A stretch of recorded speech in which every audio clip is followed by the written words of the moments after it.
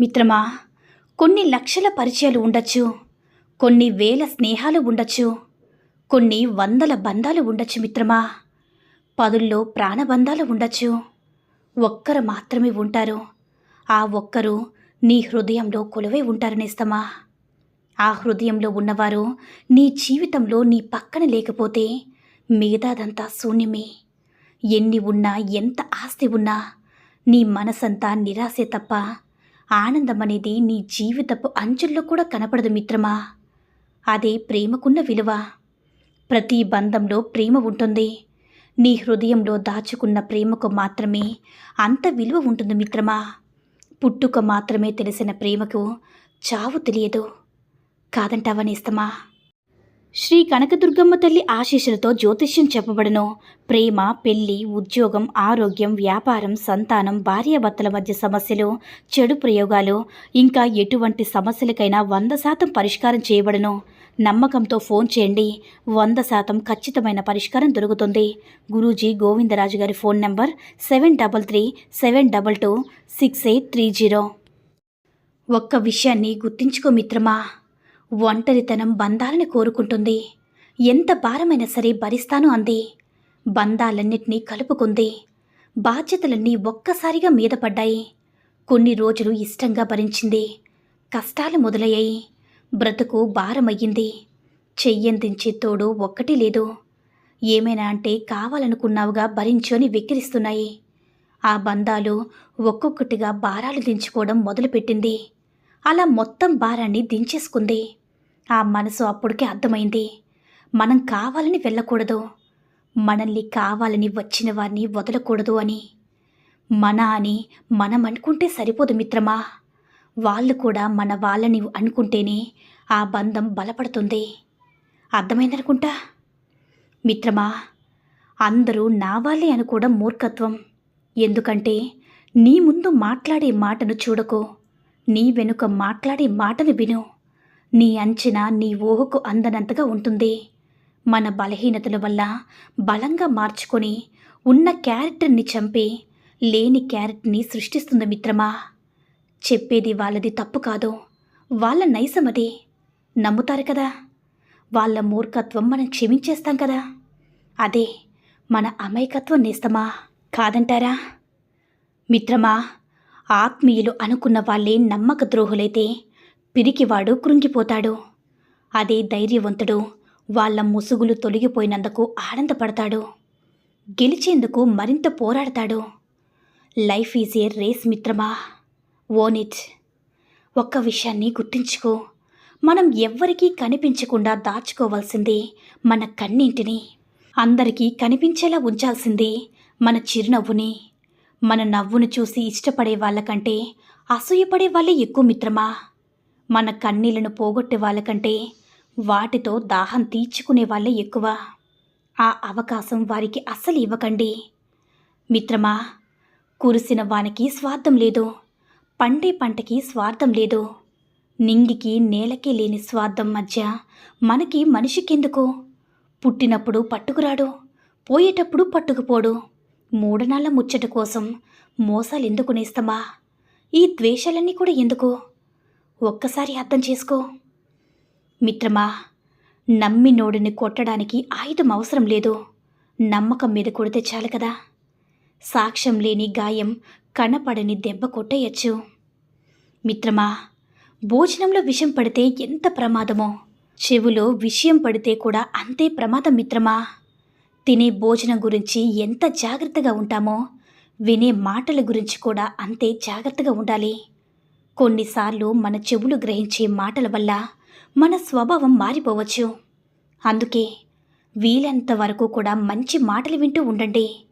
మంచి చెప్పేవారిని గౌరవించకపోయినా వారి మాటల్లో మంచిని మాత్రం గ్రహించండి నేస్తమా. చాడీలు చెప్పేవారికి మాత్రం దూరంగా ఉండండి.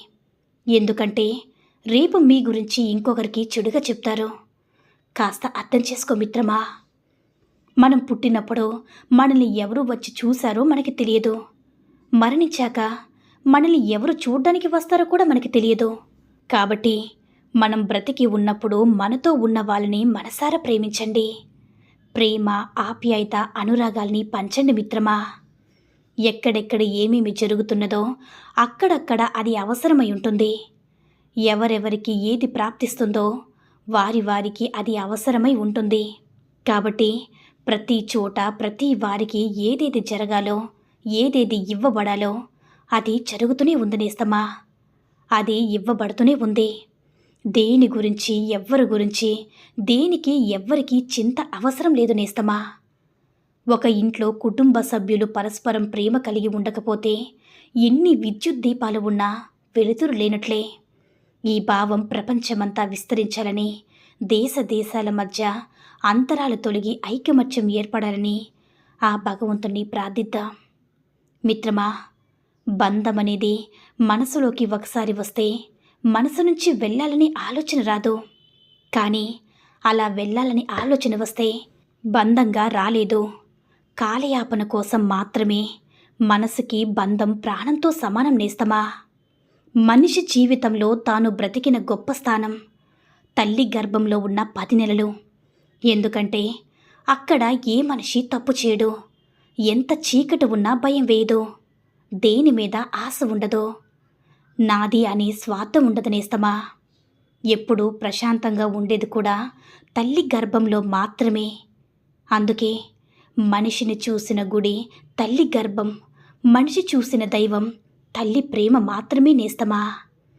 అందంగా లేదని భార్యని, అర్థం చేసుకోవడం లేదని భర్తని, నీకు అండగా ఉండడం లేదని తమ్ముణ్ణి, అహంకారం చూపుతున్నాడని అన్నని, ఆస్తి పంచడం లేదని అమ్మా నాన్నని, అవసరానికి ఉపయోగపడలేదని అక్కా చెల్లెలని, అవసరానికి వాడుకున్నాడని స్నేహితుల్ని, అలా అందరినీ వదులుకొని వెళ్తుంటే చివరికి ఏదో ఒకరోజు మనం ఈ ప్రపంచాన్ని వదలవలసి వస్తుందేమో.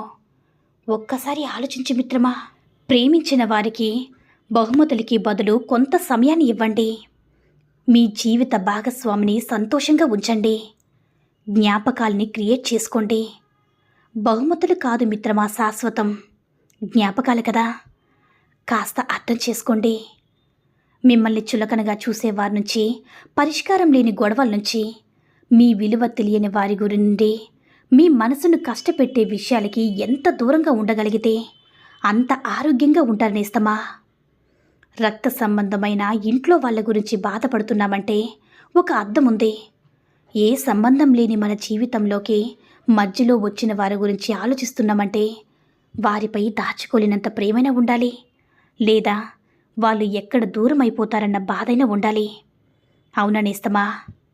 మనల్ని అర్థం చేసుకోలేని వారు 1000 మంది మన పక్కన ఉండడం కంటే మనల్ని అర్థం చేసుకున్నవారు ఒక్కరు మనకి దూరంగా ఉన్నా చాలు, సంతోషమే కదా.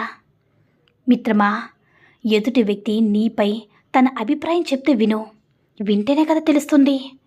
తెలియక తొందరపడ్డం కంటే తెలిసి జాగ్రత్త పడ్డం చాలా మంచిది. నువ్వు వినకపోయినా వాళ్ళు నీ మీద అదే అభిప్రాయంతోనే ఉంటారు ఎప్పటికీ కూడా. ఎవరి దగ్గర ఏమీ ఆశించవద్దు అని అనుకుంటూ ఉంటాము.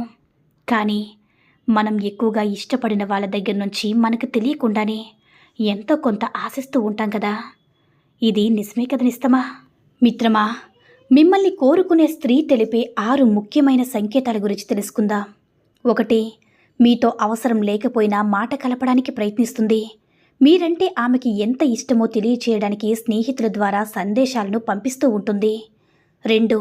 మిమ్మల్ని కోరుకునే స్త్రీ తన తల్లిదండ్రులకి మరియు తోడ పుట్టిన వాళ్ళకి చెప్పుకోలేని పర్సనల్ విషయాలను కూడా మీతో పంచుకుంటుంది మిత్రమా.